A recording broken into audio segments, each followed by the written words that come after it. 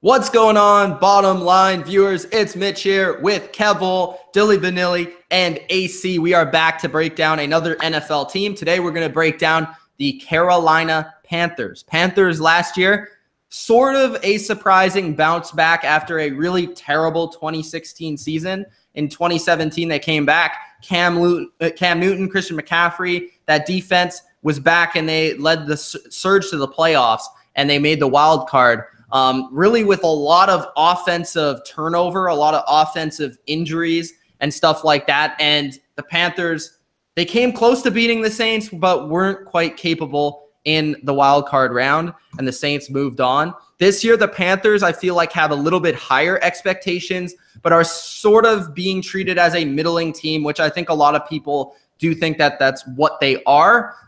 They had some turnover again on the offensive side of the football. They lost their best offensive lineman, Andrew Norwell, at left guard. And at wide receiver, I guess you would say they upgraded quite a bit because they drafted DJ Moore, who was for many the best receiver in the draft. Maybe you had Ridley, but a lot of people thought it was Moore.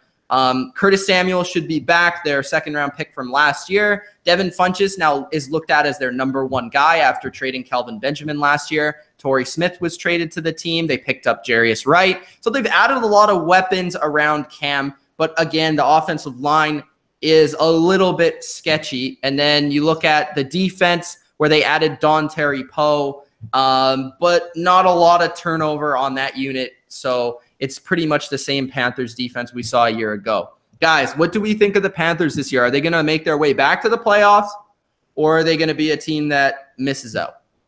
Let's start with Dylan. I have a lot of questions about this team. Like, I'm not sold on this group here, and I know a lot of people are going to be questioning that in the comments. Don't worry, we've gotten about 23 of those questions. But I have just a little bit of concern here with this overall group. The receiver core actually did get better. There wasn't a lot of talent last year. Torrey Smith is about as mediocre to below average as possible, but they did get DJ Moore, so that is a good draft pick that I actually really like. Devin Funchess is their number one guy. I want to see what he does this year in particular, though, because we've seen guys show out for one season and then kind of drop off in quality. I want to see if he can continue that. I'm not saying he will or won't. I'm in expectations. I'm hoping he does that.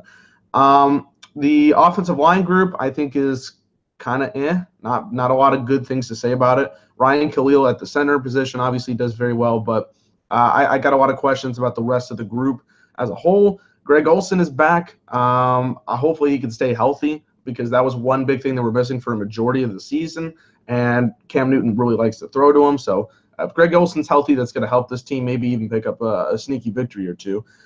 Cam Newton, a lot of questions about Cam Newton, just in terms of, is he going to throw? You know, we've heard the stuff with Kelvin Benjamin, whether that's credible or not. It's just, we'll see how Cam Newton plays this season with the group of guys that he has, because the stats indicate something different. I don't know. Christian McCaffrey, I did like in year one. He fit the system pretty well. He got better as the season went by, and I think he will do even better in year two.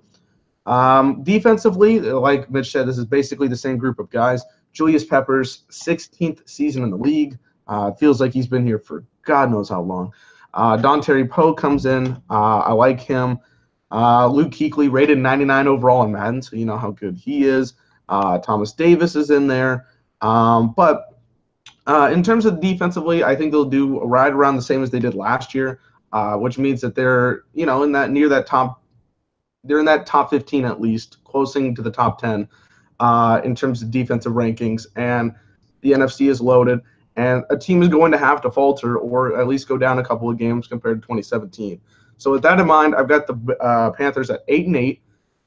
It's a team that I do like in certain areas, but I don't know if I can trust this offense to go 100% and get them a wild card like they did last year. And again, like the NFC South, two very stacked teams. I know we had the situation where all three were in the playoffs last year, but I think the Panthers, out of any team, are going to take a step back here. So I got 8-8 and out of the playoffs. Yeah, I agree with Dylan. I was going to go 8-8, 7-9, 7 and 9, 7 and 9, but looking at their schedule, they have a pretty decent it's not too difficult to start until you kind of get to the Eagles. So I could see them starting pretty hot and everyone talking about them. You know, if you look at their schedule, I think they start with Dallas the first game. They go Dallas. Atlanta's going to be tough. They might lose that, but then they go Bengals, Giants, Redskins, then Eagles. So I think they could get off to a hot start. But I still, you know, we're talking about receivers. I still think their depth needs to be talked about at receiver. Because, yes, Devin Funchess showed promise, but is that just because he was a #1 receiver out of necessity? Like, I would like to see his numbers. I'm spitballing here. I'm not like an analyst, but I would like to see his target numbers. Like, how many times was he actually targeted last year? And how, you know what I mean? Because I do think he got thrown to quite a bit. And I'm just saying, were his numbers kind of inflated like a #1 receiver because he was getting thrown to so much? Or is he actually a #1 receiver? I do like DJ Moore, but then after that, they don't really have a lot of depth. People like to talk about Curtis Samuel, but he didn't really show a lot last year. And weren't there some sort of problems, not with him, but maybe his work ethic or even in practice? He didn't show a lot because he was kind of non-existent. And it's easy to say because all the flash he had in university that he could be good. I disagree. Just real quickly, he had 111 targets last season, and it's 63 catches. That's right? fun. So I guess that's more like average, right? Like that's like a kind of a subpar #1 receiver, in my opinion. But who knows? Maybe you could put that on Cam too. But that's thanks for bringing that up because that's just for reference, what I was getting at. For reference, the closest receivers in his range, Brandon Cooks had 114, and T.Y. Hilton had 109. Marvin Jones had 107. I think if I'm answering that question, I think Funchess is like a lower end #1, high end #2. Yeah, and DJ Moore could be that. And I still think Torrey Smith is going to be tough because, you know, he can still stretch the field, and he was great in the playoffs. Don't get me wrong. He was great. He's great in the locker room, which I think probably the Panthers need as well. I just don't think how much football he has left in him. Good football. If we go to the defense, I think they're, you know, bringing Dante Poe, it kind of helps up the middle a bit, which obviously, beside Short, who's a great player. I go this every year with the Panthers. We can talk about having their linebacker core. It's great. Shaq Thompson, Luke Kuechly, Thomas Davis. But I still go to this every year. That secondary, you know, and they played kind of out of their minds a bit to win games. But I think Cam Newton put the team on his back a lot of the time. But still, like, that secondary still is so bad. Like, I think it's close to maybe one of the worst secondaries in the NFC. Like, Mike Adams is like 50 years old. Colin Jones at free safety. Kevon Seymour and James Bradbury is still playing, and he's shown that he's not that good. Hey, come on. Adams isn't 50. He's only 49. Yeah, come on, man. Exactly. And then they got Dante Jackson. I'm just saying, I think they get to 9-7. So I was thinking 8-8, but I think their schedule is easy enough that I think they can win 9 games. I think they can maybe steal a couple games in the division, and then also I think they easily are better than those. Like, right now, we don't know what those NFC East teams, but I'll still say that right now they're better than the Cowboys, the Redskins, and the Giants, who they played 3 times. I think they're better than the Ravens. I think they're better than the Bengals, and I think they're better than the Browns. So that's 6 wins right there.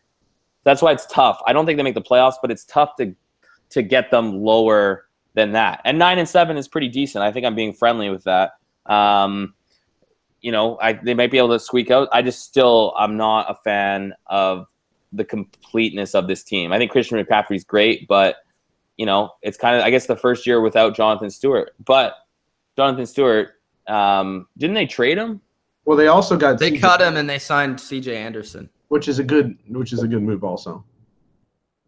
Yeah, but it could work out. But I just think, you know, they're gonna be decent. I just think as complete as a team with their schedule, I think against the top NFC teams that they play, I think they lose those games, which I think kind of knocks them down a tier in my opinion. So they'll go 9-7, and they'll beat the Bucs twice too. So on my hand, I just counted 8 wins. So they have potential.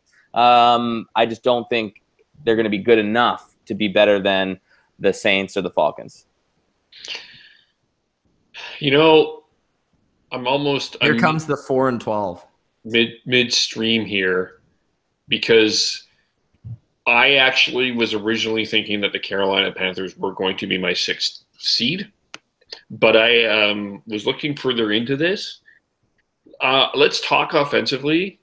I think Christian McCaffrey was actually very overrated last year, specifically when they needed him on the run. I mean, he was fine as a receiver, but as a overall, I don't. Okay, better than fine as a receiver, but yeah. I agree with you as a runner. As a runner, yeah, I don't think that their receiving core is strong.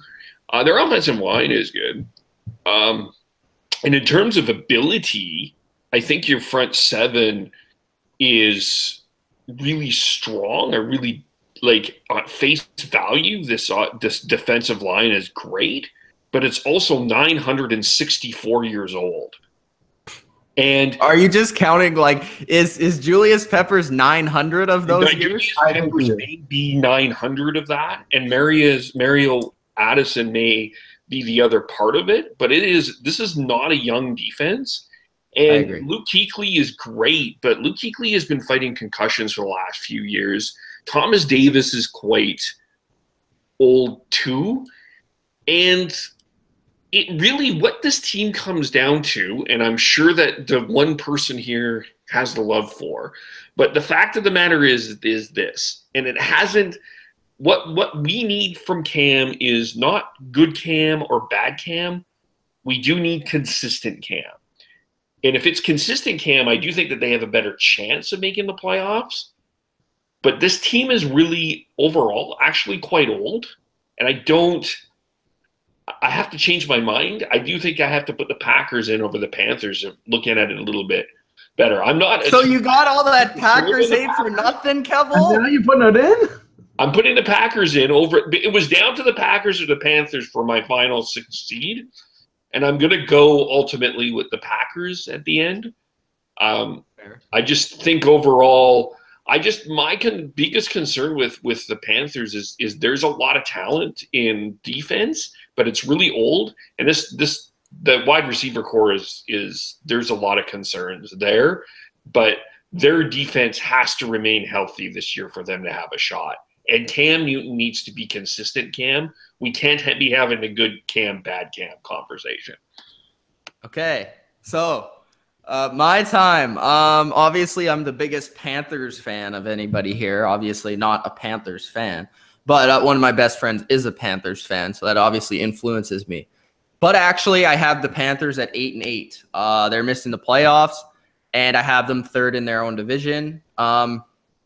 With the Panthers on the offensive side of the ball, obviously I love Cam Newton. He's one of my top 4 or 5 favorite quarterbacks in the NFL. I think he does, as we saw last year, have a lot of capability to carry a team and maybe even get them into a playoff spot. But similarly to, we talk about Rodgers or more in the conversation of probably Matt Stafford. I think the team around him is decent, but I don't think it's good enough to get them to the playoffs. I think usually with the Panthers, we see them one year have a great year because everything kind of meshes together along with Cam's play.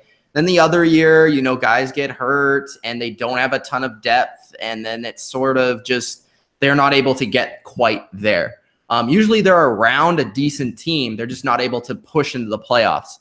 I do now with the likes on the team. I actually disagree with you guys. I think the receiver core is going to be a major bonus to this team compared to last year when they were in the playoffs, they really had Devin Funchess and nobody else. Plus they're getting back arguably their best receiver, Greg Olsen. Nobody talked about Greg Olsen, but he's plays back now. So that's good. And he's one of, I would consider him arguably a top 20 tight end of all time. So Greg Olsen is in that conversation, and he's going to be back hopefully healthy. From what we saw from him in the playoffs last year and late in that season when he was able to play, still injured, but was able to play even with a bad foot, was playing pretty well. Ian Thomas, they drafted as a backup to replace Ed Dickson. I like Funchess and DJ Moore. I've heard good things about DJ Moore. I don't think that's a bad 1-2. Curtis Samuel can stretch the field at the very least. Torrey Smith can stretch the field at the very least. Jarius Wright is a decent slot receiver. Their offensive line concerns me. You know, Dylan brought up Ryan Khalil. He's solid, but he was a bit injured last year, so hopefully he plays more this year. Trey Turner is very good. Right tackle usually is Darrell Williams, who is good when he plays. He is injured right now, but should be sort of back by the regular season. So I like the right side of their line, which I expect them to run that side a lot because they have Turner, Williams, Ryan Khalil. But then the left side, Matt Khalil is not the best left tackle you could have. And really, whoever wins their left guard spot, not really sure who that's going to be yet. It's not going to be nearly as good as Norwell. So that's interesting. I think CJ Anderson is better than Jonathan Stewart. I think McCaffrey will be better this year. So I like their running back situation. Defensively, I agree with you and Kevole. I think their defense is a little bit old, especially like Julius Peppers being an every down player is sort of concerning. I know he wasn't really that last year. They don't have a ton of depth behind him. I mean, Wes Horton, Brian Cox Jr., Deshaun Hall. I don't know if these guys are going to give you consistent snaps or anything great. Mario Addison actually is pretty underrated. I think he had 10-plus sacks last year. Quan Short and Dontari Poe is one of the best D-tackle duos in the league. If Poe can become more of a 3-down player instead of a 2-down guy, then this definitely increases their defense of line. Then you have Thomas Davis. He's suspended, remember, at the beginning of the season, so that hurts them. Luke Kuechly is arguably, in my opinion, when he plays, he's the best linebacker in the league, but he's been a little bit banged up here and there. But when he's on the field, their defense is usually good. Shaq Thompson is decent. Their depth isn't quite there like it used to be. They did draft quite a few guys. Mike Adams, he's old, but he's still pretty good. James Bradbury's a number 2 corner, not a number 1. I like Dante Jackson, the draft pick at slot corner. That should improve them there. I think they did miss out on signing Rashad Breeland. I thought that would have really actually helped this secondary. Denoris Searcy was not a bad signing at safety. I don't know if he's going to start or Colin Jones or if they're going to play more 3 safety looks. But it really depends on what they decide on the secondary. Usually, Ron Rivera, I don't think gets enough credit for how good of a defensive coach he is. He's very good in that department, and I think he usually figures that out. And Norv Turner's the new OC. What's going to happen? Because Mike Shula's gone, had a lot of influence on the way they ran that offense, of course, but just the way that they used those creative, like running style of plays with Cam and those option plays and that sort of stuff, but wasn't necessarily known for his passing game. So Norv Turner maybe going to bring more of a passing game to this offense, but maybe taking away from some of that creativity in the run game. So we'll see what happens with the Panthers this year. I think they're a very intriguing team, but overall I have them at 8-8. Maybe they could be a dark horse team to make the playoffs, but I think there's better rosters in this league than the Panthers this year. Turner has done some good things, but I'm going to be interested to see how that relationship works, because I feel like that's going to be a clash, not a mesh. I think what's going to make it sort of work is Ron Rivera, because I feel like he sort of knows what already works with Cam, and I don't think he's going to necessarily take that away from him, but he's just going to try and add the stuff that Norv does well. But obviously, when you take Mike Shula away from the conversation, I don't really know why they fired him, to be honest. Maybe they just wanted a new change in the offense, and maybe part of the reason they thought the receivers and the running backs weren't performing as well is because of him. I'm not sure. But, like, I think that obviously the Panthers have been known for their running game and Cam and doing that sort of stuff, but we've seen Cam do everything. So I'm not too concerned. I just think, was Norv Turner necessarily the right guy to hire? I think that's the bigger question. Well, is this a hot take? Like, if they don't do well this year, Ron Rivera has got to be on a short leash right now. Mm-hmm. How come? New ownership. They, you know, I mean, they made the playoffs, but still, it's been kind of stagnant since they won the Super Bowl. Yeah, they've been consistent, but we've seen, he reminds me a bit of the way they've always been somewhat good. It reminds me a bit of the Eagles, and sometimes the owners are like, hey, let's just cut this, let's reload, let's get new guys in and try to win now, change things up. The same thing happened to Andy Reid. It's like, it's getting up to that point now. He's been a coach there for so long that it might be time for a Not change. as long as Andy Reid. Well, it was around for a while though. It was 11. It was like 12, 13 years or whatever. But he's been. I think he's made the playoffs like 4 times. No, but that doesn't matter. It doesn't matter. And he went to the Super Bowl one time. Yeah, you need to win a Super Bowl. Like you don't. But are you expecting to win the Super Bowl with this roster? But it doesn't matter. The owners don't care about that. And I think the only point you brought up, new owners. The only point you brought up that is warranted is new owners. But like his actual track record of him. I know, but fired people have had. Okay, if they don't make the playoffs, I guarantee you he's fired. Saying I don't know if that would be the right move. I'm just saying I don't think that would be a good move. I'm just saying, I do think he's somewhat on the hot seat. Okay. Do you agree, Kev? Obviously, you're nodding. I think Rivera and Cam are actually on the hot seat. I think there might be some conversations at some point, and also if they don't make the playoffs, I wouldn't be surprised if there's some questions about trading Cam. I think 24 other teams would like to have Cam Newton on their team. So I don't know about that. That's quite possible, but at the same time, I'm with AC. I think that's ownership.